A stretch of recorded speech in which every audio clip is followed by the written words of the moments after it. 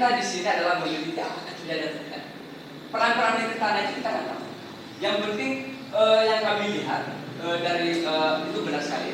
Dari daftar pustaka yang kami ada 7 pustaka itu ada tinjau-tinjau yang sudah mereka teliti. Pertama, terjadi likuifaksi itu adalah di tanah pasir, itu pertama. Dan kedua, magnitudonya harus lebih besar dari 5 skala Richter. Kita lihat tadi di Jogja sendiri 5,9 itu otomatis kita udah tahu. Terus ketiga, kedalaman tanah itu, kedalaman air bawah tanah itu harus 3 sampai 5 atau berapa. Itu berarti otomatis kita bisa menyimpulkan ketika ada jenis tanah seperti itu, otomatis tanah tersebut terjadi likuifaksi. Itu secara kalau dibilang itu sebenarnya yang disampaikan saudara Ambe tadi yang parameter kita nggak punya, tetapi kita meneliti. Kecuali kalau kita membuat, contoh kita profesor, kita mengajukan ke jurnal, harus ada datanya dari awal itu. Tapi kita di sini adalah meneliti potensi likuifaksi. Kita meneliti apa jenis tanah itu. Kita meneliti data gempanya, kita meneliti itu dua, itu yang kita di sini. Bukan kita sudah mendapatkan data tanahnya, enggak.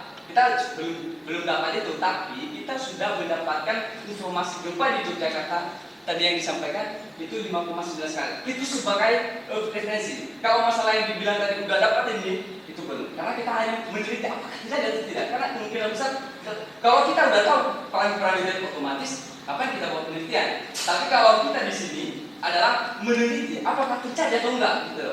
Sehingga parameter itu nanti kita bertanggung jawabkan. Kita bilang ini loh terjadi likuifaksi loh. Lah, apa alasannya? Ini parameternya.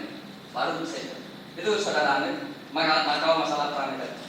Itu masih ada pertanyaan lagi yang belum jelas. Gak apa-apa itu pertanyaan. Oke, saya akan coba jawab ya, mungkin menambahi ya. Oke, saya rasa mungkin yang maksud saudara Amin itu selama ini mungkin referensi kita dari mana, mungkin menurut saya saudara Amin belum paham tata-tata langkah-langkah penulisan ini. Jadi kita ini sebenarnya masih tahap dalam proposal, yaitu kita cuma sampai metodologi penelitian. Kita belum sampai pembahasan, kita belum, karena kan kayak tadi kan ada parameter CSR sama CRR. Jadi parameter tanah, parameter gempa itu yang saudara Hamid permasalahkan. Jadi kalau misalnya ini datanya belum nomor, kita belum ada melampirkan data apapun, kecuali untuk metode untuk landasan teori kita menggunakan referensi akurat. Kita menggunakan bukunya Pak Widodo, kita menggunakan buku Pak Jentri, kita menggunakan buku dari Pak Andari, ada bukunya Sid Idris. Kita bisa menggunakan itu untuk referensi persamaan dan lain-lain. Itu pada kalau pendulang itu cuma opini kita, wawasan kita, menurut kita apa gimana di sini dalam pendahuluan. Dalam landasan teori itu teori yang bla bla bla itu. Metode penelitian itu langkah-langkah kita untuk melakukan penelitian.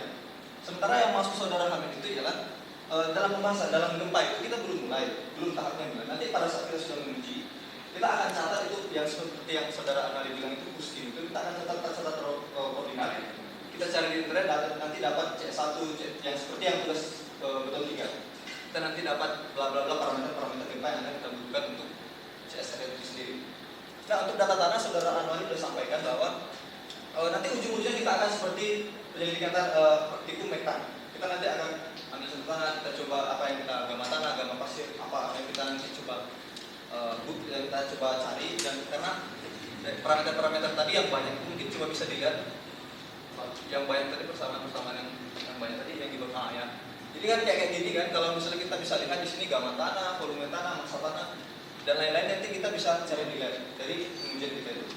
Jadi data gempanya kita dapatkan pada saat kita uji. Karena rencana dalam proposal kami tulisnya ada 3 lubang yang akan kami uji. Tapi usul Pak Ali kemarin kita cuma kalau 10. Jadi nanti kalau misalnya 10 ataupun 3 di lubang-lubang manapun yang akan kita sambil di sekeliling kampus kita ini, nanti kita akan catat lokasinya, nanti dapat data gempa dan catat lagi. Itu karena menggunakan data gempa gempa yang 2012. Peta gempanya yang peta gempa 2010. Tapi kalau misalnya kita menggunakan gempa 2002, kita agak susah karena kita harus cari lagi, kalau manual ya, kita harus cari lagi kondisi gempa Jogja ini masuk dalam kategori berapa, gempa berapa, 1, 2, 3 atau berapa.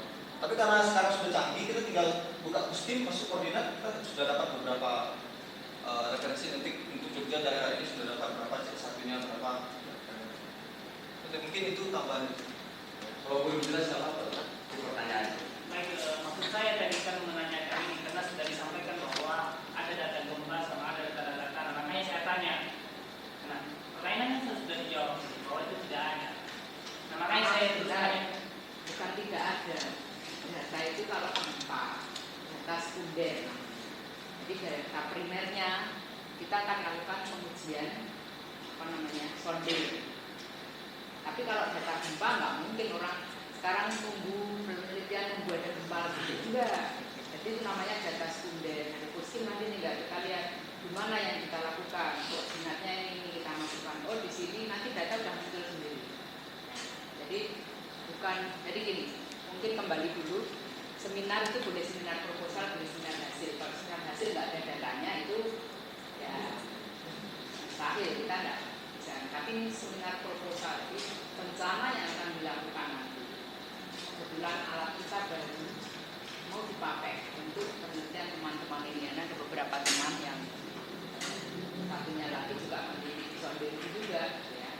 Nah kemudian ini likuifaksi. Kebetulan baru aja kita dengar berita di daerah Palu terjadi. Kita hanya cek analisis gimana untuk kondisi di sini. Jadi data gempa itu dimanapun data gempa itu data sekunder.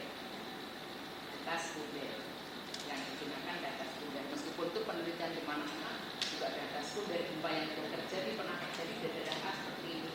Itu Puskim dia punya data semua. Tinggal kita nanti masukkan di sini seperti itu. Dan itu nanti yang kita pakai dan dianalisis.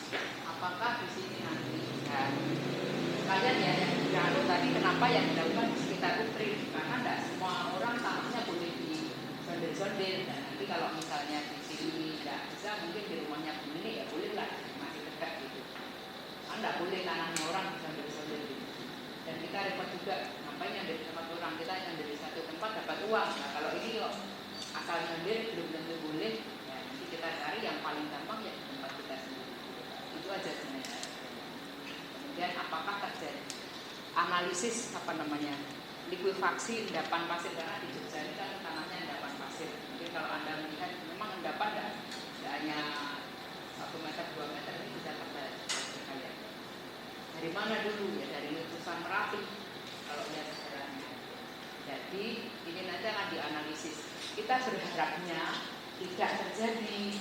Tadi di rumus itu ada kita menghitung SF faktor keamanan, seperti mungkin kalau yang sudah belajar di gas lereng.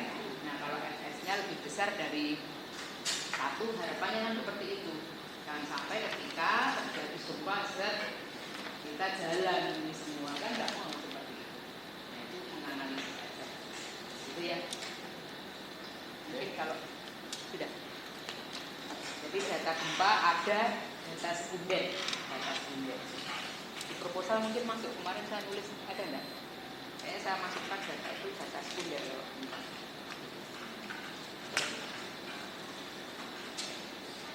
Dan memang belum dicari karena ini proposal, nanti akan tetap dicari semuanya.